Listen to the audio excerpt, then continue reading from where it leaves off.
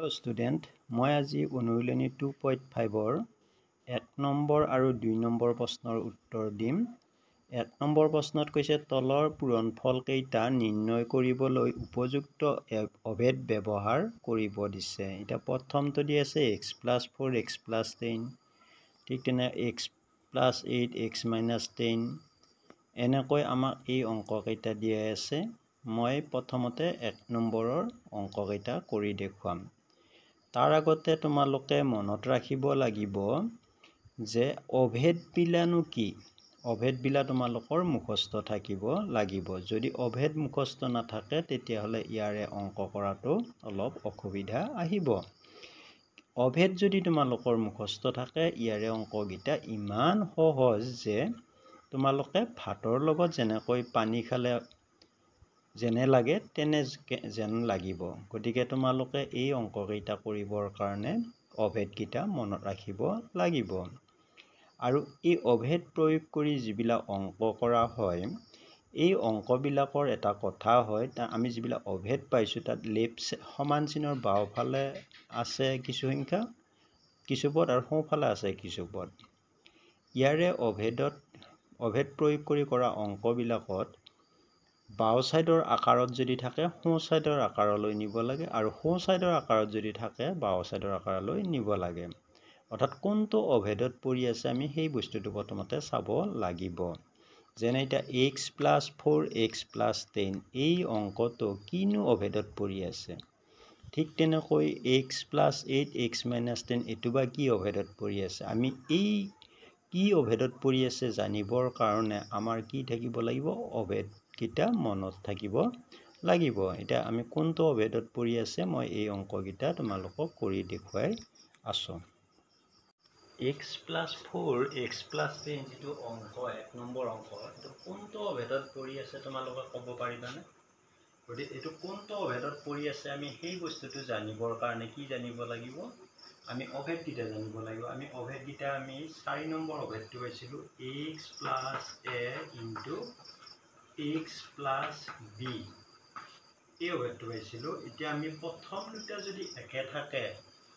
পিছৰ দুটা যদি বেলেগ থাকে তেতিয়াহ'লে এই অভেদটোত পৰিব। যেনে ইয়াতে x একে আছে, a b বেলেগ বেলেগ আছে,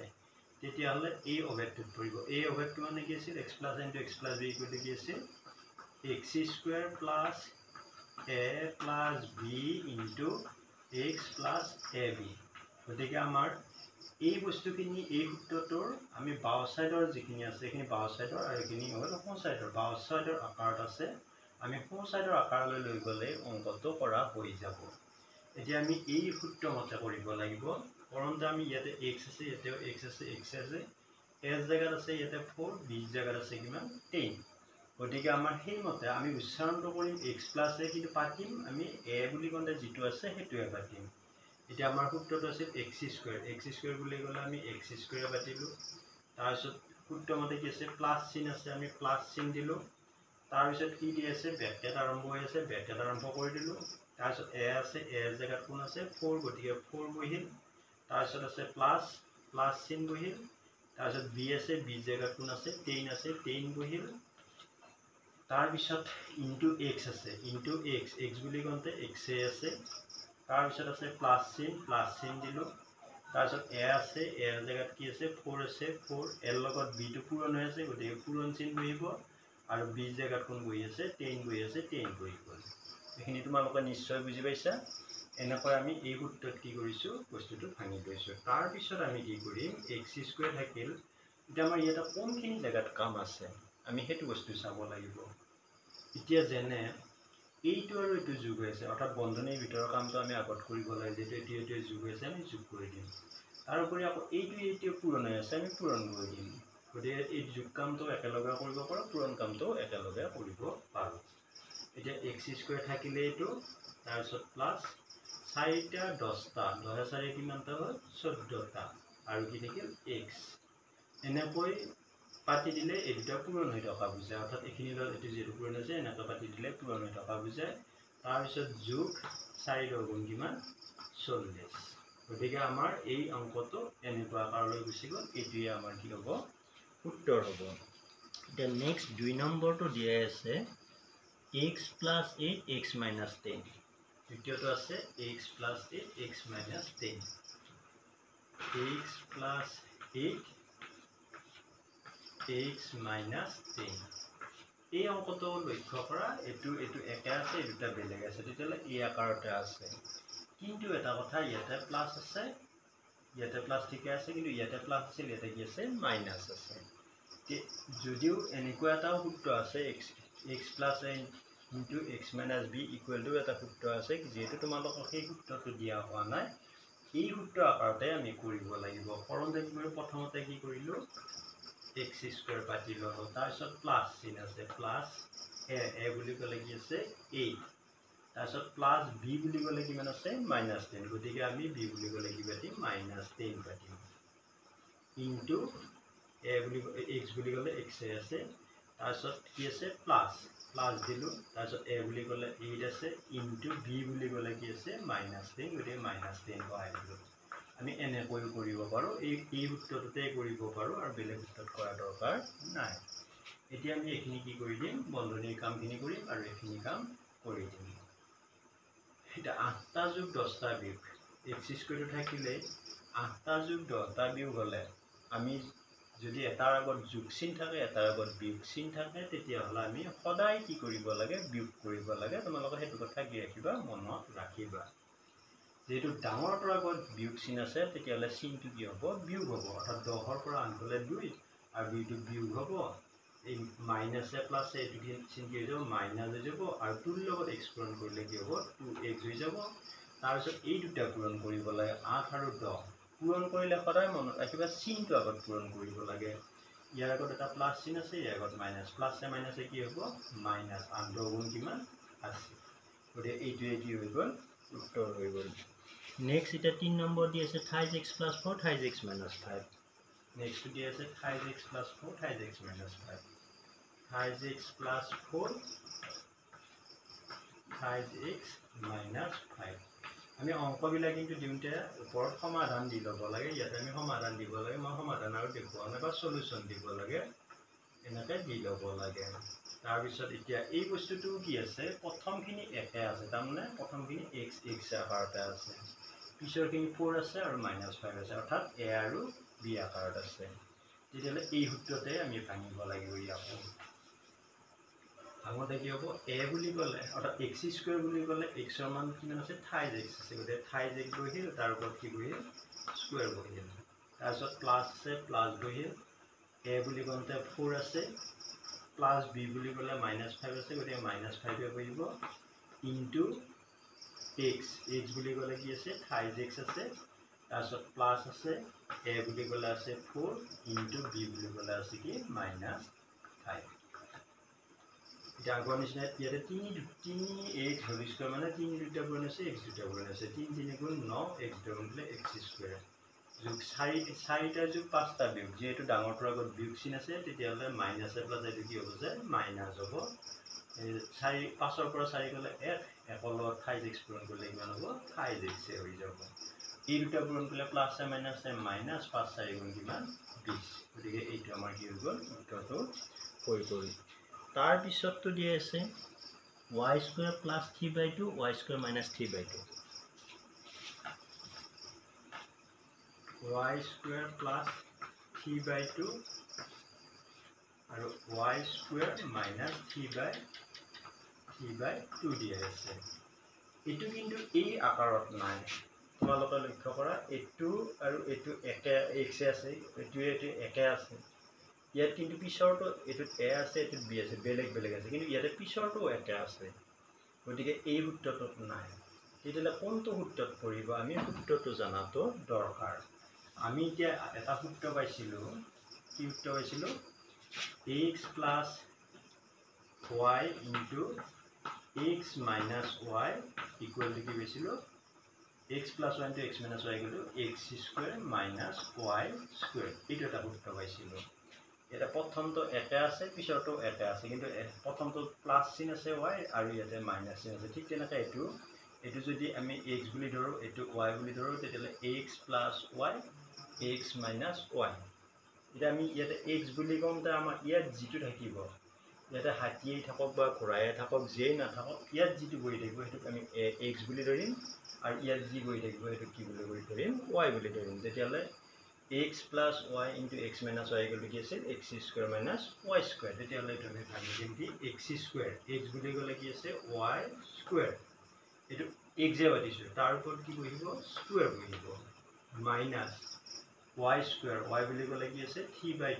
এতিয়া 3/2 পাতিলোঁ তাৰ ওপৰত কি বহাইছিলোঁ square এতিয়া আমি এইখিনি কৰি দিলে হৈ যাব অৰ্থাৎ y square whole square পাৱাৰৰ ওপৰত পাৱাৰ থাকিলে পাৱাৰ দুটা কি হয় পূৰণ হয় অর্থাৎ y টু দি পাওয়ার 2 দুগুণ কিমান হ'ব 4 মাইনাস এটো 3 দুটা পূৰণ আছে 2 দুটা পূৰণ আছে 3 দুটা পূৰণ কৰিলে 3 3 গুণ 9 2 দুগুণ 4 গতিকে এটো কি হৈ গ'ল উত্তৰ হৈ গ'ল আমি এনেকৈ কি কৰিব পাৰো অংক কৰিব পাৰো তাৰ পিছত আৰু যে আছে কি 3 minus twice x 3 plus twice x 3 minus twice x 3 plus twice x এটো দেখা গৈছে যে a minus b into a plus b আকাৰত আছে গতিকে a minus b into a plus b equal to a square minus b square আমি ভাঙি দিলো 3 দুটা পূৰণ আছে 3 3 গুণ 9 আৰু 2 দুটা পূৰণ কৰিলে 4 x দুটা পূৰণ কৰিলে x square গতিকে এটো কি হৈ গ'ল এনসাৰ হৈ গ'ল গতিকে মই 1 নম্বৰৰ এই অংক কেইটা দিলো এতিয়া মই কি দিম 2 নম্বৰৰ অংক কেইটা তোমালোকক দেখুৱাই দিম 2 নম্বৰৰ অংক কেইটা আমি কি কৰিব লাগে এটা তোমালোকক মই কৈ আছো 2 নম্বৰ প্ৰশ্ন কেইটা কৈছে কি প্ৰত্যক্ষভাৱে পূৰণ নকৰি তলৰ পূৰণফলসমূহ নিৰ্ণয় কৰিব দিছে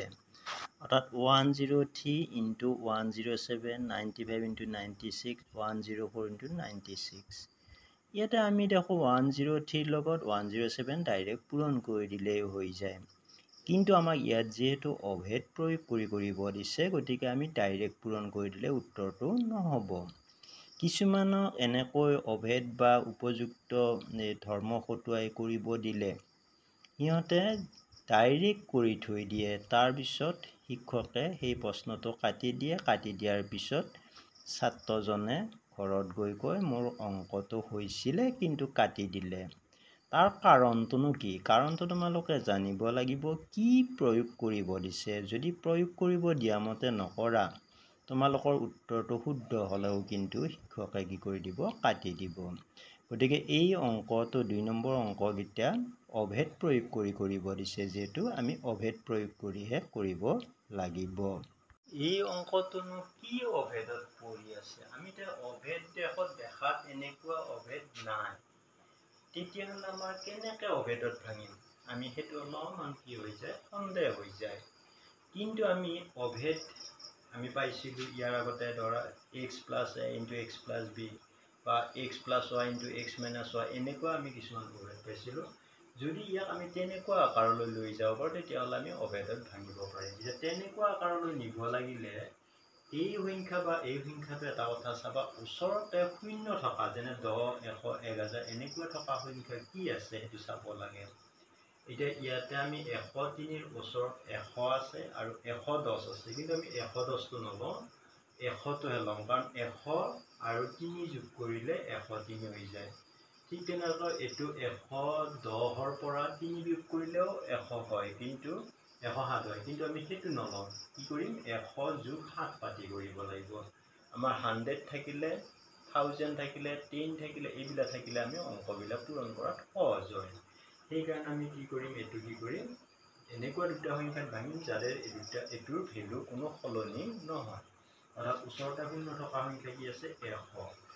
100 ৰ লগত 3 যোগ কৰিলে আমি 103 পাওঁ গতিকে এনেকৈ ভাঙি ললো ঠিক তেনেকৈ এটো কি আছে 100 যোগ 7 কৰি দিলো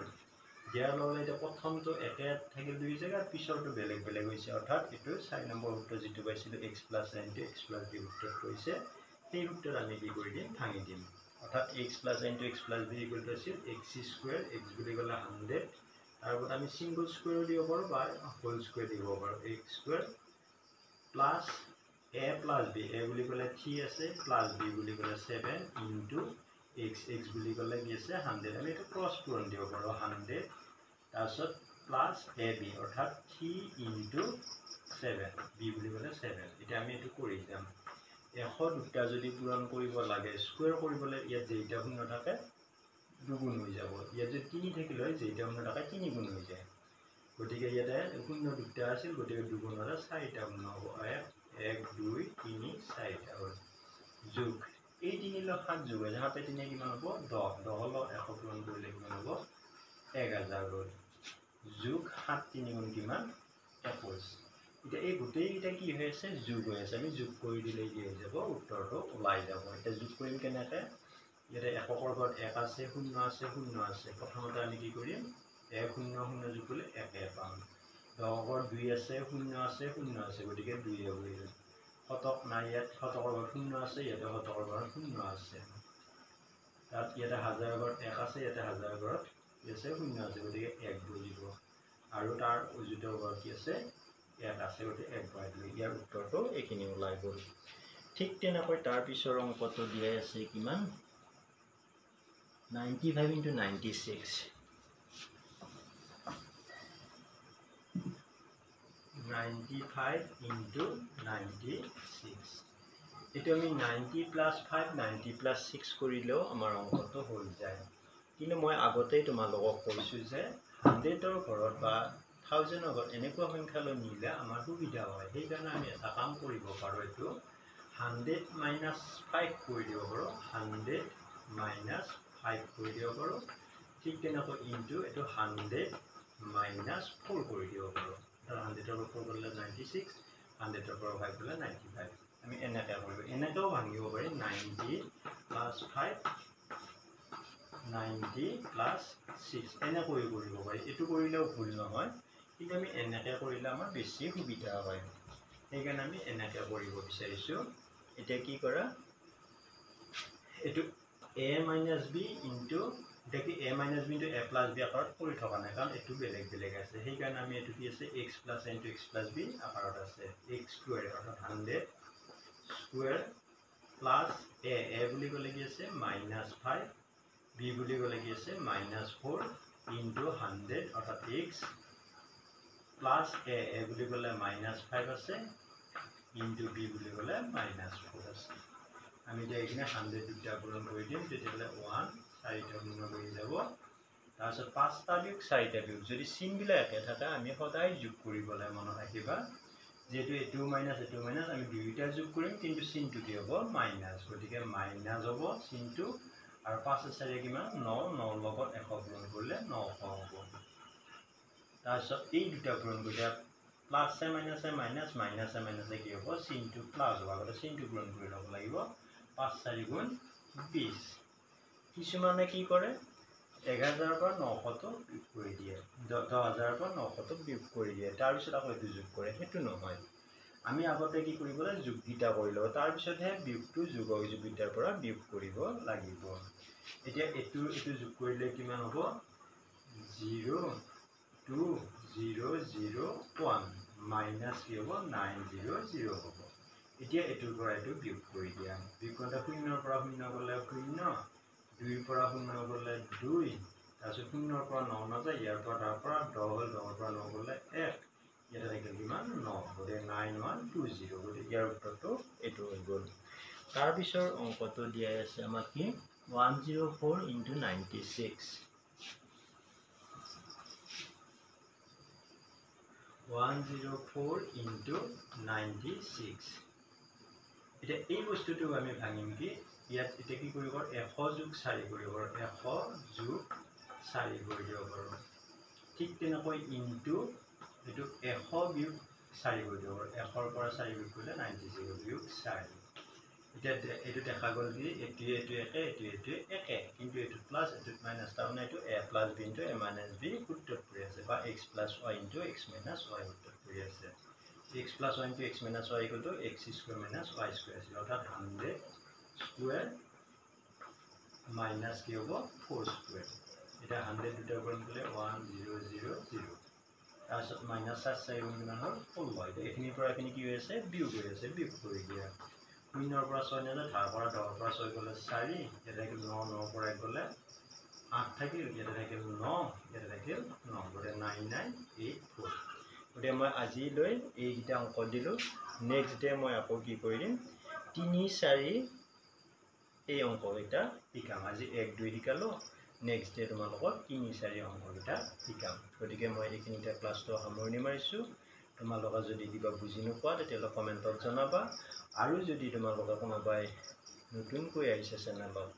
তেনেহ'লে ছাবস্ক্ৰাইব কৰি ল'বা, যাতে তোমালোকে মই দিয়া ভিডিঅ'বিলাক সহজতে পাব পাৰা। গতিকে মই ক্লাছটো ইমানতে সামৰণি মাৰিছোঁ। ধন্যবাদ।